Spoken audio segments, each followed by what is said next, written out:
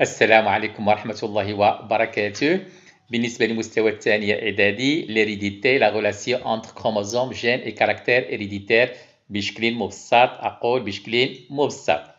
Alors, nous l'avons déjà montré dans une vidéo précédente que la localisation du programme génétique se situe dans le noyau. Vous vous souvenez un petit peu de l'expérience de la transplantation du noyau. Comme vous le constatez, nous avons une cellule, membrane cytoplasmique, cytoplasme et le noyau. Donc, le programme génétique se trouve à l'intérieur du noyau. Effectivement, pendant la division de la cellule, on peut observer à l'intérieur de la cellule un certain ensemble de filaments qu'on appelle les chromosomes. Découvrons ces chromosomes. Donc, comme vous le constatez, ce chromosome il est constitué de deux parties qu'on appelle les chromatides. Ils sont liés en un point qu'on appelle le centromère. Un nanomètre, est égal à 1 millionième de millimètre. Donc, comme je viens de le dire, à l'intérieur du noyau, on trouve un certain ensemble de chromosomes. Pour le cas de l'espèce humaine, on a 46 chromosomes, donc chez l'homme et la femme. Le karyotype comporte 46 chromosomes. Ces chromosomes ils sont répartis en 23 paires de chromosomes homologues. Ce karyotype-là, il représente bien sûr un homme, puisque la 23e paire de chromosomes, bien sûr, c'est un XY. Donc, il s'agit d'un homme.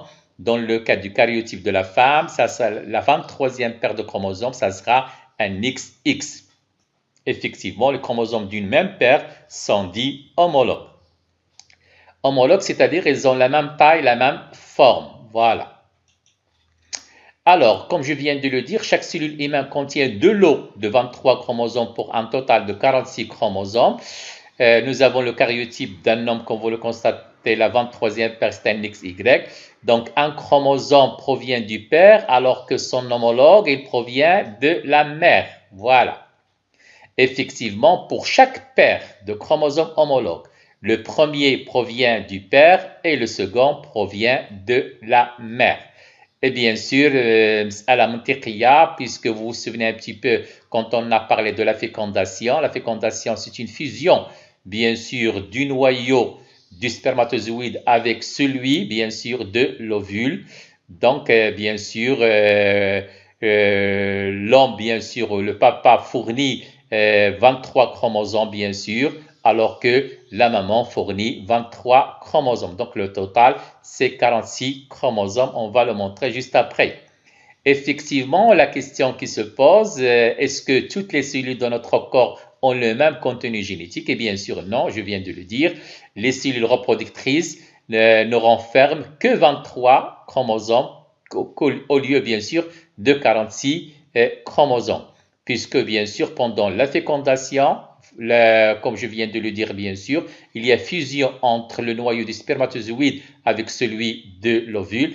Donc, à l'intérieur d'un spermatozoïde, on retrouve uniquement 23 chromosomes. Comme vous le remarquez, bien sûr, Sibri 23 عبارة عن Y, donc c'est le karyotype d'un spermatozoïde, alors que le karyotype d'un ovule, on voit très bien que Sibri, bien sûr, le chromosome 23, c'est un X. Donc, 23 chromosomes plus fournis par l'ovule, plus 23 chromosomes fournis par le spermatozoïde. Le total, c'est 46 chromosomes. Et bien sûr, c'est le karyotype de la cellule œuf, bien sûr, obtenu suite à la fécondation, à la fusion des deux noyaux, celui du spermatozoïde et celui de l'ovule. C'est clair un petit peu, je pense? Voilà. Alors, comme nous venons de le dire, bien sûr, l'ovule renferme 23 chromosomes. Dans le 23e chromosome, c'est toujours un X. بالنسبة للمرأة دائما على مستوى البويضة نجد الصبغ 23 عبارة عن X في جميع الحالات. بينما بالنسبة للرجل على مستوى الحيوان المنوي الصبغ الرقم 23 le chromosome 23 il peut être un X ou il peut être un Y. Que se passe-t-il si le spermatozoïde, je parle du spermatozoïde de l'homme bien sûr, si le 23e paire chromosome du spermatozoïde est un X, dans ce cas-là, bien sûr, on va obtenir la cellule œuf qui résulte de cette fécondation, bien sûr, ça sera son karyotype, ça sera 23 paires de chromosomes avec la 23e paire de chromosomes, un XX, et bien sûr, le nouveau-né, ça sera une fille. Alors que si le spermatozoïde, bien sûr, renferme comme le chromosome numéro 23 est un Y, dans ce cas-là, bien sûr, on va obtenir la cellule œuf qui sera obtenue, bien sûr, suite à cette fécondation. Ça sera le karyotype, son karyotype, ça sera bien sûr avec la 23e paire de chromosomes, un XY, et bien sûr, le nouveau-né, ça sera un garçon. Et donc, qui est responsable du sexe du nouveau-né, la maman ou le papa? Bien sûr, c'est le papa, puisque la maman fournit dans tous les cas un X, alors que le papa, il peut fournir soit un X, soit un Y. Donc, c'est lui le responsable. هو المسؤول عن جنس المولود وليس الأم. Voilà. Donc, les chromosomes d'une même paire sont dits homologues. Deux chromosomes homologues sont presque identiques, nous venons de le dire bien sûr. On va prendre un exemple. Un chromosome peut porter un gène codant pour les yeux bleus et son homologue un gène codant pour les yeux bruns. Donc nous avons des chromosomes homologues. Sur le premier, on trouve une portion واحد القطعة على مستوى هذا الصبغي تشكل لنا ما نسميه بالمورثة. إذا على مستوى الصبغي الأول nous avons المورثة مسؤولة عن la couleur des yeux bruns, alors qu'على مستوى son homologue on trouve نفس المورثة ولكن في هذه الحالة تحدد لنا الكود bien sûr la couleur des yeux bleus. Effectivement, ce gène هذه المورثة déterminant la couleur des yeux التي تحدد لنا لون العينين توجد في حالتين مختلفتين إذا صح التعبير. Notez B' et B majuscule et B minuscule. Et c'est ce qu'on appelle les allèles أو الحليل كما يسمى باللغة العربية. Donc nous avons un allèle B majuscule, un allèle B minuscule.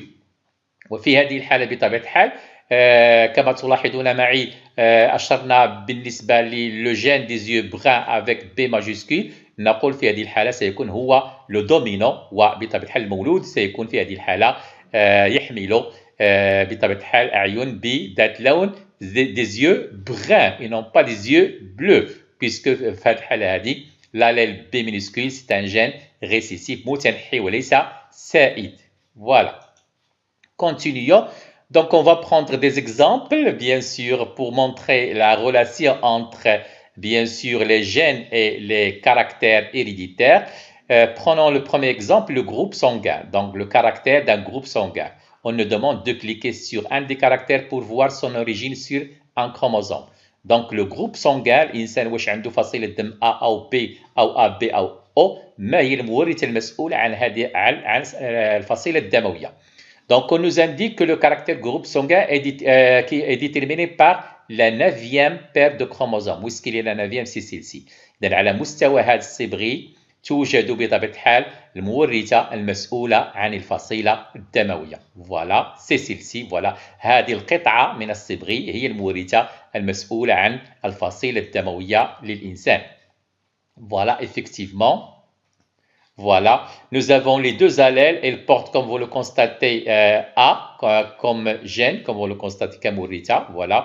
Donc si deux allèles A sont présents, l'individu est du groupe A. S'il possède deux allèles A pour le gène du groupe sanguin, les allèles A vont s'exprimer وبالتالي المولود سيكون بطبيعة الحال ذو فصيلة دموية A. Voilà.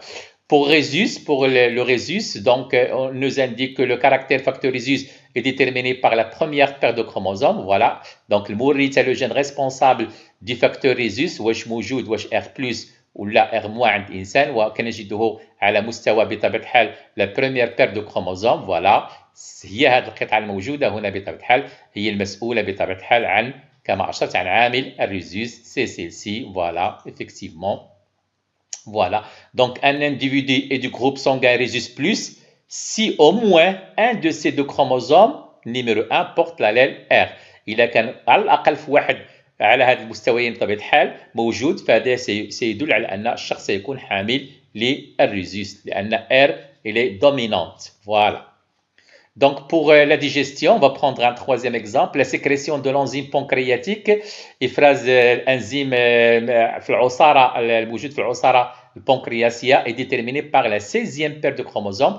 Où est-ce qu'il est la 16e? إذن المورد المسؤول عن إفراز هذا الأنزيم في العصارة البنكرياسية موجودة في الصبغي في الزوج 16 فوالا سي سيلسي فوالا effectivement voilà مورد المسؤول عن إفراز هذا الأنزيم. Donc si les deux allèles P sont présents, les cellules pancréatiques de l'individu vont fabriquer l'enzyme pancréatique لأنهم موجودين. l'allèle P s'exprime في هذه الحالة، ستظهر هذه الصفة على الشخص وبطبيعة الحال الخلايا البنكرياسية ديالو سوف تعمل على إفراز هذا الأنزيم. Continuons. Maintenant, on va passer à un petit exercice pour voir. Donc, question 1. Voici une photo au microscope optique de chromosomes colorés d'une cellule humaine. Combien y a-t-il de chromosomes? Bien sûr, vous savez très bien que le karyotype humain renferme, bien sûr, oui, 92, 23. Donc, il s'agit de 46 chromosomes. Deuxième question. Donc, dans ce cas-là, c'est le karyotype humain, comme vous le constatez, sont classés, sont arrangés selon la taille, selon la forme, comme vous le constatez. Donc, la question, on présente habituellement les chromosomes sous forme d'un karyotype avec des homologues arrangés par paires côte à côte. C'est utile pour identifier certaines anomalies génétiques. Dans ce karyotype, combien y a-t-il de paires de chromosomes? Oui, bien sûr, la réponse, 46 paires. Non, c'est 23 paires de chromosomes. Troisième question, combien de ces chromosomes trouvera-t-on dans un ovule? Oui, vous le savez, je pense, bien sûr. Est-ce qu'on va retrouver 46 chromosomes? Bien sûr, non. Uniquement 23 chromosomes. On en a déjà parlé de ceci. L'ovule renferme 23 chromosomes. Le spermatozoïde, 23 chromosomes. Après la fécondation, la cellule œuf va renfermer les 46 chromosomes. Donc, les chromosomes portent à des endroits bien précis des gènes مورثات. على مستوى الصبغيات توجد قطع محددة تشكل لنا المورثات وهذه المورثة كما أشرت c'est une portion d'un chromosome, c'est elle qui commande un caractère héréditaire bien précis. La couleur des yeux, la couleur de la peau, etc., etc. Voilà. Merci et bon courage.